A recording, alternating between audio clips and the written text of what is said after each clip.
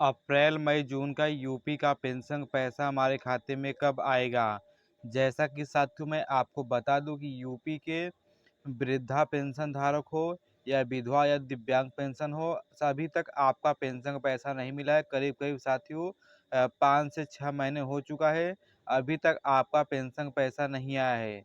तो किन कारणों से आपका पेंशन का पैसा रुक जा रहा है और कब आपको पेंशन का पैसा मिलेगा, संपूर्ण जानकारी बताऊंगा।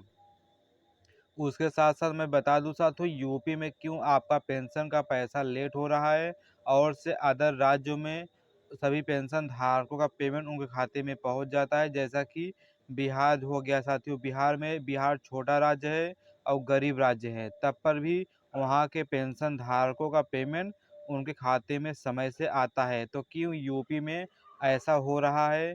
क्या यूपी सरकार का गलती है कि कोई भी तकनीकी समस्या है कि पेंशन धारकों का गलती है? वही चीज़ मैं आपको इस वीडियो में चर्चा करूंगा। उसके साथ साथ मैं बताऊंगा कि आपको अप्रैल मई जून का यूपी का पेंशन का पैसा आपके खाते में कब और कितना आएगा, और जिन पेंशन धारकों का पेंशन रुक चुका है तो उनको कौन सा नियमों का पालन करने से उनका पेंशन का पैसा दोबारा से आना स्टार्ट हो जाएगा। संपूर्ण जानकारी बताऊंगा। अगर आपको मेरा वीडियो पसंद आएगा तो मेरे वीडियो पर एक लाइक करिएगा, मेरे चैनल को सब्सक्राइब करिएगा। जैसा कि उत्तर प्रदेश में वृद्धा पेंशन अप्रैल मई जून 2026 के किस्त का पैसा अगस्त अगस्त 2026 के अंतिम सप्ताह यानी कि 21 तारीख से लेकर आपको 30 अगस्त के बीच में लाभार्थियों के बैंक खाते में भेजा जाना शुरू होगा।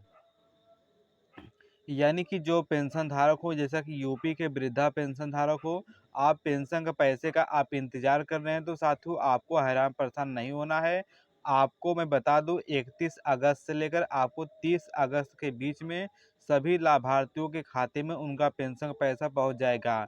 यानी कि मैं आपको बता दूं साथियों, यूपी सरकार ने ये आदेश दिया है और अखबार में भी ये आदेश जारी हुआ है कि करीब करीब 38 करोड़ पेंशन धारकों का पेमेंट मिलेगा और 38 करोड़ रुपए सरकार ने बजट जारी किया है पेंशन धारकों को। तो साथियों जो बजट पास हुआ है उसमें आपको पेंशन का पैसा आपके खाते में जल्द से जल्द आएगा।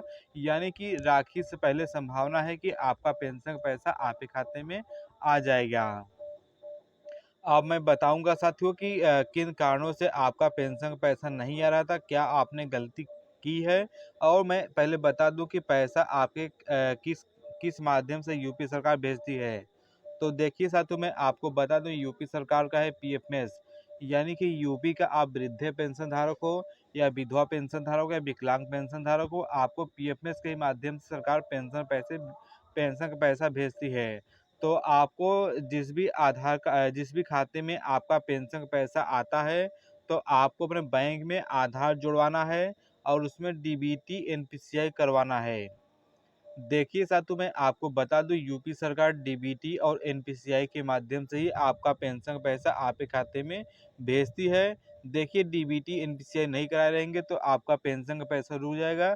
तब आप मुझे कमेंट करेंगे कि सर हमारा पेंशन नहीं आ रहा है और सबका पेंशन का पैसा आ चुका है, क्यों हमारा रुक चुका है।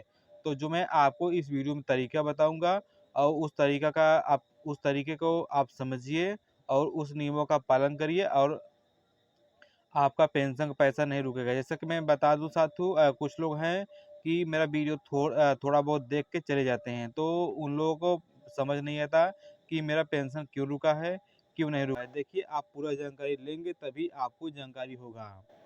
तो साथियों में आपको बता दूं जरूरी बातें और नियमों में क्या बदलाव हुआ है। ई केवाईसी और आधार सीडिंग, पेंशन का पैसा पाने के लिए आपको बैंक खाते में आधार से लिंक होना अनिवार्य है। योजना में आपको सत्यापन ई केवाईसी पूरा होना अनिवार्य है। यदि आपका सत्यापन नहीं हुआ है तो किस्त भी रुक सकती है।